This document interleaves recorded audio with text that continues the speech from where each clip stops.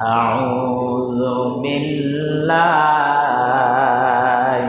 من الشيطان الرجيم بسم الله الرحمن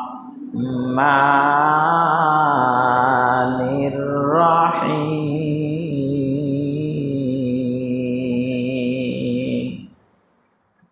إذا جاء نصر الله والفتح ورأيت الناس يدخلون في دين الله أفواجا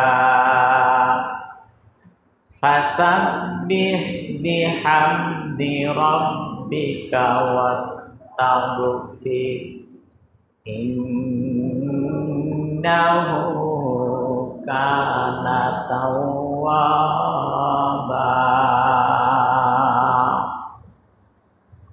فقال رسول الله صلى الله عليه وسلم أول ما يحاسب به العبد يوم القيامة الصلاة. وقال تعالى في شان حبيبه ومحبوبه إن الله وملائكته يصلون على النبي يا أيها الذين آمنوا صلوا عليه وسلموا تسليما. আর একবার দরুদ ইব্রাহিম পড়ি আল্লাহুম্মা সাল্লি আলা মুহাম্মাদিন ওয়া আলা আলি মুহাম্মাদ কামা সাল্লাইতা আলা ইব্রাহিম ওয়া আলা আলি ইব্রাহিম ইন্নাকা হামিদুম মাজিদ. আল্লাহুম্মা বারিক আলা মুহাম্মাদিন ওয়া আলা আলি মুহাম্মাদ কামা বারাকতা আলা ইব্রাহিম ওয়া আলা আলি ইব্রাহিম ইন্নাকা হামিদুম মাজিদ.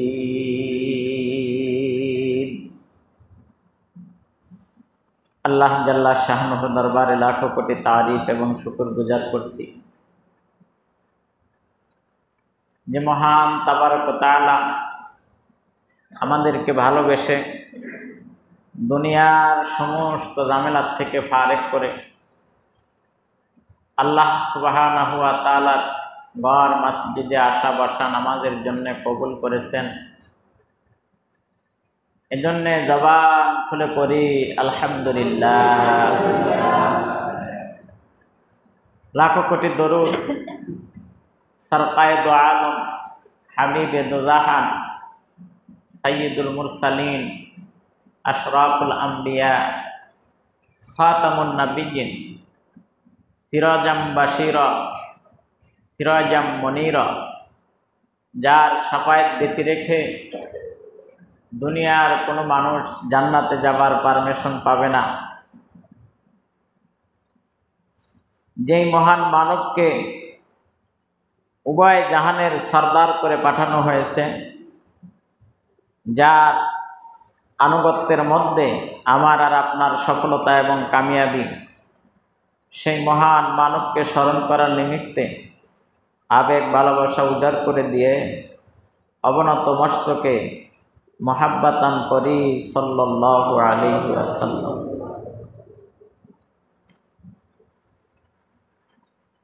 আজকে যে সূরাটা আমি আপনাদের সামনে তেলাওয়াত করেছি, কোরআন শরীফ যেনারা পড়েন তেনারা তো সহজেই অনুধাবন করতে পেরেছেন, বুঝতে পেরেছেন। যেনারা কোরআন শরীফ তেলাওয়াত শেখেন নাই তেনাদের কাছেও মোটামুটি এই সূরাটা মুখস্থ হয়ে গেছে।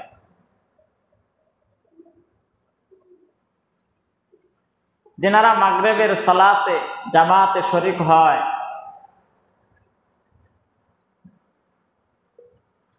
তখন এই সূরাটা বেশি বেশি তেলাওয়াত হতে থাকে নামাজের মধ্যে। একদিন দুদিন শুনতে শুনতে কখন যে মুখস্থ হয়ে গেছে এগুলো সে নিজেও জানে না। হয় নাই এরকম?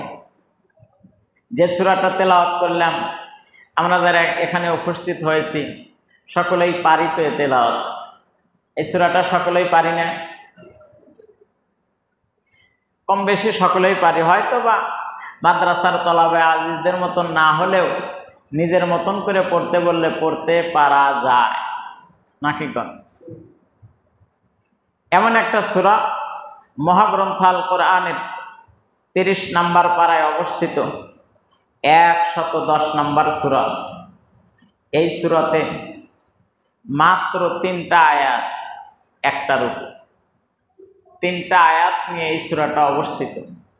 আর এই সূরাটা হুজুর সাল্লাল্লাহু আলাইহি ওয়াসাল্লাম হিজরত করে যখন মদিনায় গিয়েছিলেন মদিনার জিন্দেগিতে এই সূরাটা নাযিল করা হয়েছে। এই সূরাটার মধ্যে আল্লাহ সুবহানাহু ওয়া তাআলা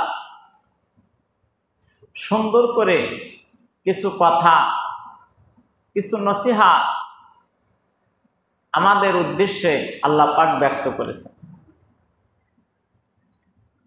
কি নসিহত করেছেন, কি কথাবার্তা বলেছেন, সেই কথাবার্তা শোনার জন্য আমরা রাজি নাকি? আমরা রাজি নাকি অরাজি? বলা যাবে নাকি যাবে না? ভয়ে নাকি নির্ভয়ে? হ্যাঁ,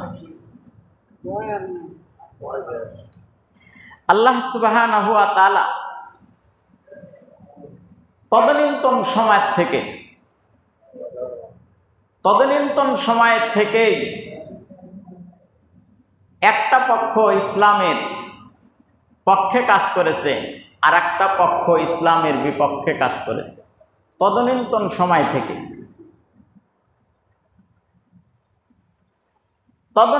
সময় থেকে ওই সমস্ত মানুষগুলাকে একথা বলেও হুঁশিয়ারি করা হয়েছে যে কতদিন এই তরতিবে চলবে, কতদিন এই তরতিবে থাকবে। একটা সময়, একটা মুহূর্তে তোমার এই রাজপ্রাসাদ ভেঙে চুরে চুরমার হয়ে যাবে। সেই বলা বক্তব্যটা তদানীন্তন সময়ে ছিল। বর্তমান সময়কে এই বক্তব্য আর আছে? এখনো আছে। এখনো তামাম দুনিয়ার মধ্যে আইম্মামে মাসাজিদ, উলামায়ে কেরাম এনারা দীপ্ত কণ্ঠে আল্লাহ পাকের সেই কথাগুলো স্মরণ করায়া দিচ্ছেন যাতে করে এই মানুষগুলা ওই রকম মানুষগুলার পদস্খ অনুসরণ না করে একমাত্র আল্লাহর রাসূলের সুন্নাত, আল্লাহর কোরআনের আদর্শে জীবন গঠন করতে পারে। সেই কথাপতন এখনো বলে, আগেও ছিল। আগে নবী সাহাবায়ে কেরামদের কথাপতন শুনে যারা তাদের পদস্খ অনুসরণ করেছে তারা সোনার মানুষ হয়েছে। বর্তমান সময়েও আলেমে দ্বীন উলামায়ে কেরামের কথাপতন শুনে যাদের জীবন আদর্শকে কোরআন এবং সুন্নাত মোতাবেক গঠন করতে পেরেছে এই মানুষগুলাও সফলতার উচ্চ শিখরে যাবে, এর মধ্যে কোনো সন্দেহ নেই। আর তদানীন্তন সময়ে যারা বলেছিল দূর তারিকার এগুলো একটা কথা হলো নাকি, আমি যেমন আছি এরকমই ভালো, সুতরাং কারো কথা আমার শোনাও লাগবে না, কারো দ্বার আমি দাঁড়াবও না, আমার মতন করে আমি চলবো। তারা তদানীন্তন সময়ে লাঞ্ছনা, গঞ্জনা, অপমানিত হয়েছিল। আজও যদি কেউ সেরকম জল্পনা কল্পনা করে থাকে তাহলে তারাও লাঞ্ছনা, অপমাননা, গঞ্জনার শিকার হবে, এর মধ্যে কোনো সন্দেহান নেই। তদানীন্তন সময় থেকে যখন নমরুদ মাথাচাড়া দিয়ে উঠেছিল, কে? নমরুদ। এটার নাম আপনারা মনে হয় শোনেন নাই। ইনি যখন তার প্রাচুর্য, তার ক্ষমতা, তার বিলাসিতা, তার দাম্ভিকতার মধ্য দিয়ে যখন তার জীবন যাপন করতেছিল, তখন তাকে নসিহাত করেছিলেন আল্লাহর পয়গাম্বার হযরতে ইব্রাহিম আলাইহিস সালাতু ওয়াস সালাম। কি নসিহাত করেছিলেন? এই নমরুদ, ঈমানওয়ালাদের পাওয়ার একটু জবর হয়, জবর মানে মোটা হয়, একটু হুঙ্কারমূলক হয়। পক্ষান্তরে যারা খিচুড়ি মার্কা লোক হয়, তারা হলো ম্যাও ম্যাও ম্যাও ম্যাও সুরে কথা কয়। কথা কন নাকি? খিচুড়ি মার্কা লোক আছে, এদিকেও যায় ওদিকেও যায়, এও ও সব মিলেই চলে। এক কথায় আমরা অনেক সময় বুঝাইতে বলি যে যে দিক থেকে বৃষ্টি আসে ওই দিকে ছাতা ধরে থাকতে। তদানীন্তন সময়ে আল্লাহর পয়গাম্বার ইব্রাহিম আলাইহিস সালাতু ওয়াস সালাম হুঙ্কারের সুরেতে ব্যক্ত করেছিল, তুমি যেই চিন্তা চেতনা নিয়ে চলতেছ, এই চিন্তা চেতনায় চলনেওয়ালা আমার আল্লাহ পাক সন্তুষ্ট হন না। সুতরাং তোমার এই দিমাগের থেকে বের হয়ে আমি যেই তরতিবে তোমাকে চলতে বলি ওই তরতিবে চলো, তাহলে তুমি এ জগতে মুক্তি পাবে, পরজিন্দেগিতেও শান্তির আবাসস্থল জান্নাতের বালাখানা পাবে। নমরুদ ইব্রাহিমের কথাপতনে ব্যক্ত করেছিল, বাদশাহ আমি না তুমি। বাদশাকে কথা বলেন না, ঘুম ধরতেছে আপনাকে? হ্যাঁ হুঁ কন না কে? বাদশাহ আমি না তুমি। কে বাদশাহ? জোরে কন, আরেকটু জোরে কন। বাবা, আর থেকে আপনাদের চাইতে তো আমার মা বোনেরা হজি জোরে হয়। নমরুদ নমরুদ মানুষের শুনলে অসুবিধা আছে নাকি? জাটার বাড়ি খাবেন? হ্যাঁ, নমরুদের নাম জোরে বললে ঠাটা পড়বে নাকি কন? তাহলে একটু জোরে বলেন তো বাদশাকে। আসলে সমস্যা, দোয়ায় দোয়ায় কথা বলার মুশকিল। আপসে যদি না বের হয়, জোর জবরদস্তি করে বের করা সম্ভব হয়। বাদশাহ আমি না তুমি। ইব্রাহিম পয়গাম্বার বলেন, তুমি বাদশাহ, তুমি বাদশাহ। তোমাকে বাদশাহিত্ব কে দান করেছে? আপনারা বলেন, বাদশাহী কে দিয়েছে? আল্লাহ পাক বাদশাহী দেন। আল্লাহ পাক চাইলে বাদশাহীকে ছিনে নেন। আল্লাহ বলেন, তুইজ্জু মান তাশা, ইজ্জত আমি আল্লাহ পাক দেই। অতুজিল্লু মান তাশা, বেইজ্জিত আমি আল্লাহ করে থাকি। এই আয়াতের দিকে যদি একটুখানি গভীর চিন্তা করি, তাহলে সকলেই ভালো করে অনুধাবন করতে পারেন, ইজ্জত দেন কে? আবার ইজ্জত ছিনে নেন কে? অথচ এই আয়াতের প্রেক্ষাপট আমি আর আপনি যদি একটুখানি গভীরভাবে চিন্তা করি, যখন একজন গরিব মানুষ সচ্ছলতায় পরিণত হয়, তখন তিনি বলে এই সচ্ছলতা আমার মেহনতের মাধ্যমে এসেছে। কথা কন না কে? তখন সে বলে এই সচ্ছলতা আমার মেহনতের মাধ্যমে এসেছে। আমার বেটা চাকরি পেয়েছে বিদায় সচ্ছলতা এসেছে। আমি মাঠে ঘাটে ফ্যাক্টরিতে শ্রম দিয়েছি বলে এই সচ্ছলতা এসেছে। একটা বারো জবান দিয়ে বের হয় না, আল্লাহ পাক দিয়েছে, আমি মেহনত করেছি তার কারণে হয়েছে। একটা বারো বের হয়। আবার যখন অর্থবিত্ত প্রাচুর্য সম্পদ নিজের হাত ছাড়া হয়ে যায়, হয় না এরকম? ধনী ছিলেন এক সময়, এখন গরিব হয়ে গেছেন। এমন যখন হয়ে যায়, তখন সে আফসোস করে বলতে থাকে, হায় আল্লাহ, এইটা কেন তুমি করলে? আগেরটাই তো ভালো ছিল। কোন কারণে কি অপরাধে এটা করলা, এটা তো করার কোনো কথা ছিল না, আমার জন্য যে এটা করেছো আমি তো এরকম কোনো ভুল খুঁজে পাই না, কেন আমাকে এই শাস্তি দিলে, কেন আমার উপরে এই জুলুম চাপায় দিলে। আসলে আল্লাহ সুবহানাহু ওয়া তাআলা বলেন, আমি নিজ ইচ্ছায় কোনো কিছু করি না, যা কিছু করি তোমার আমলিয়াতের বদলা স্বরূপ আমি করি। আমি যা করি ভালো করলেও তোমার আমলিয়াতের বদলা স্বরূপ করি, মন্দ করলেও তোমার আমলিয়াতের বদলা স্বরূপ আমি করে থাকি। সুতরাং তুমি কোনটা নিবে সেটা তুমি গ্রহণ, কোনটা করবে সেটা তুমি নির্ণয় করো, তুমি অনুধাবন করো তুমি কোনটা নিবে। যদি ভালো কিছু করতে চাও, ভালো কিছু পেতে চাও, তাহলে অবশ্যই আমার সন্তুষ্ট মোতাবেক তোমার জীবন চালাইতে হবে। আমার সন্তুষ্ট মোতাবেক জীবন না চালিয়ে ভিন্নমুখী অবস্থান করে, অবলম্বন করে যদি বলো আল্লাহ আমারে এটা দাও, আল্লাহ বলে কোনোদিনও সম্ভব না। নমরুদকে দাওয়াত দিয়েছিল, নমরুদ দাওয়াত প্রত্যাখ্যান করেছে। তদনীন্তন সময় হযরতে মূসা আলাইহিস সালাতু ওয়াস সালামকে পাঠালেন আর একটা বাদশাহ ফিরাউনের কাছে। ইনিও জবরদস্ত একজন বাদশাহ, অর্থবিত্ত, প্রাচুর্য, সম্পদের কোনো কিছুর অভাব ছিল না। মূসা আলাইহিস সালাতু ওয়াস সালামকে ডাক দিয়ে বললেন, আল্লাহ ডাক দিয়ে বললেন, মূসা তুমি যাও ফিরাউনের কামরায়, হুজরায় চলে যাও, সেখানে গিয়ে আমার কথা বলো, দাওয়াত প্রদান করো। মূসা আলাইহিস সালাতু ওয়াস সালাম বললেন, আল্লাহ আমার জবান তো একটু তোতলা, উনি একটু তোতলা ছিলেন, আমার জবানে একটু তোতলা, কথা বলতে আমার বাজে, সুতরাং দাওয়াত দিতে গিয়ে আমি কি বলতে কি বলে ফেলি সেটা তো বলা যায় না। সুতরাং আমি আপনার কাছে দরখাস্ত করলাম, আপনি আমার ভাই হারুন আলাইহিস সালাতু ওয়াস সালামকে আমার সাথে পাঠায়া দেন, আমার কথোপকথনে এদিক সেদিক হলে তিনি ঠিক করে দিবেন।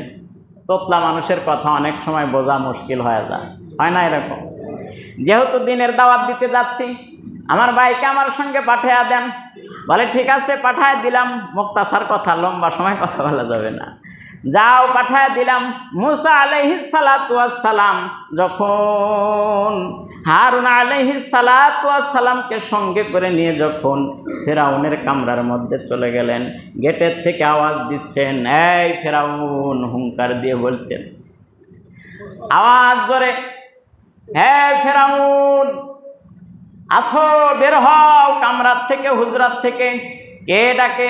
বলে আমি আল্লাহ পাকের পাঠানো একজন পয়গাম্বার মূসা আলাইহিস সালাতু ওয়াস সালাম। হুঙ্কার দিয়েছেন। হুঙ্কার এটা হলো ইমানের দৌলত, হুঙ্কার হলো ইমানের একটা মজা, হুঙ্কার হলো ইমানের একটা স্বাদ।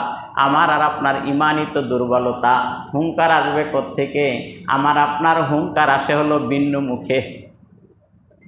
মূসা আলাইহিস সালাতু ওয়াস সালাম ফিরাউনকে ডাক দেয়, বলে আমি আল্লাহ পাকের পক্ষ থেকে এসেছি, আল্লাহ পাক আমাকে পাঠিয়েছেন।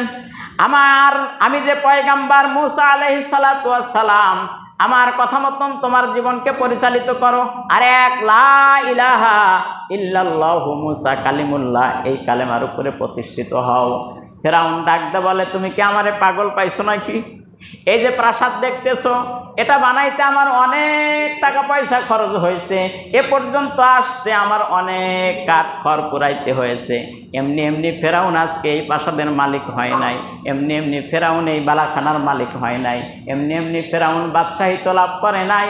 এই বাদশাহিত্ব লাভ করতে অনেক খড়কুটা পুরাইতে হয়েছে, নচেত একজন কবরস্থানের দারোয়ান থেকে এ পর্যন্ত আসা সম্ভব ছিল না। ফেরাউন এত বড় বাদশাহ, অথচ তার জীবনী তালাশ করলে দেখা যায় উনি ছিলেন প্রাথমিক অবস্থায় হলো বাঙ্গিচোর। কিশোর বাঙ্গিচোর। বর্তমান প্রেক্ষাপটের সময় যত নেতা খেতারা পলাইতেছে, এক একজন এক একটার জায়গার থেকে বড় বড় চোরগুলাকে চোরের আসনগুলাকে লুটে পুটে নিয়ে চলে যাচ্ছে। বড় বড় জায়গার ভিতর থেকে এগুলা বের হইতেছে। এগুলা ওই রূপ। এনারাও বলেছিল আমরাও 40 সাল পর্যন্ত থাকব, একেবারে সারা বিশ্বের মানুষ সাক্ষী 40 সাল পর্যন্ত থাকব, এনারা বেঁধে এসেছিল। কিন্তু আল্লাহ সুবহানাহু ওয়া তাআলা ধরেন ছাড়েন ছাড়েন, কিন্তু একেবারে ছেড়ে দেন না। যখন নির্ণয় করেন তখন ধরেন। তাদের অমানসিকতা, তাদের নির্যাতনেরতা, তাদের নির্মমতা এত বেশি বৃদ্ধি পেয়ে গিয়েছিল যে আল্লাহ পাক অসন্তুষ্ট হয়ে গেছেন। আল্লাহ পাক অসন্তুষ্ট হয়ে যাবার কারণে তাদের উপর আল্লাহ পাক নারাজ হয়ে গেছেন। আর যখন কোনো ব্যক্তির উপরে আল্লাহ পাক নারাজ হয়ে যান, তার ওই আসনকে আল্লাহ পাক কেড়ে নেন। এটা শুধু বাংলাদেশের জন্য নয়, এটা আমার জন্য হতে পারে, আপনার জন্যেও। এটা আমার জন্যও হতে পারে, আপনার জন্যও হতে পারে। যে যেই অবস্থানের মধ্যে আছেন ওই অবস্থানের মধ্য থেকেই শুকরগুজার করা দরকার, আছে না নাই? কার শুকরগুজার করা দরকার, নেতার না খেতার? জোরে বলেন, কার শুকরগুজার করা দরকার?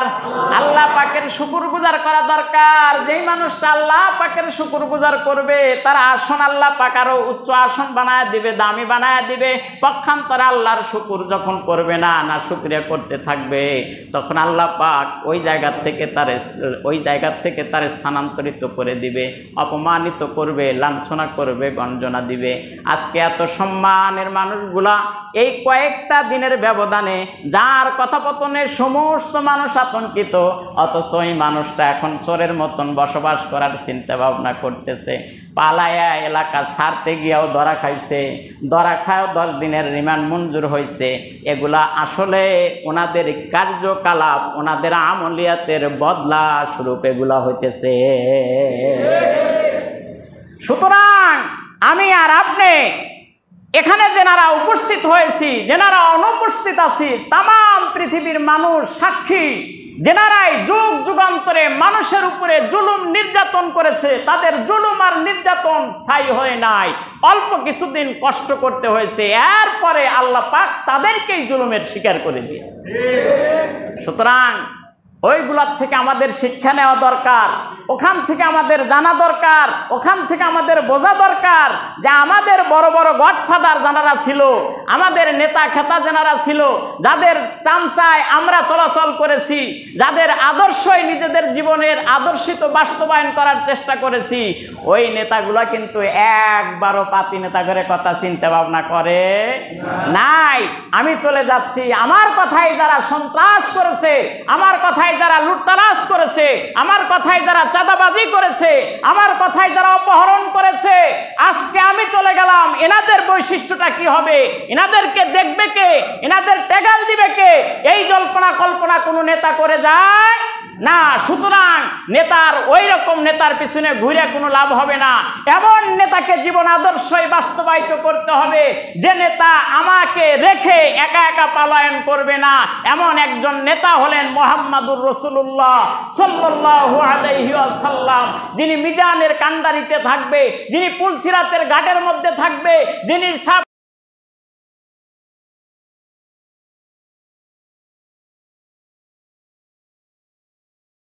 একজন মানুষকে যদি আমার জীবনের আদর্শই বানাইতে পারি, তাহলে ওই মানুষটার কোনো চিন্তা থাকবে না, কোনো ভাবনা থাকবে না, মরবে তো জান্নাতের মালিক হয়ে যাবে। এমন একজন ব্যক্তির আদর্শ আমি আপনি মানতে রাজি আছি তো? জোরে বলেন, মানতে রাজি আছি? এখন থেকেই শিক্ষা নেবেন, উচ্ছৃঙ্খল আর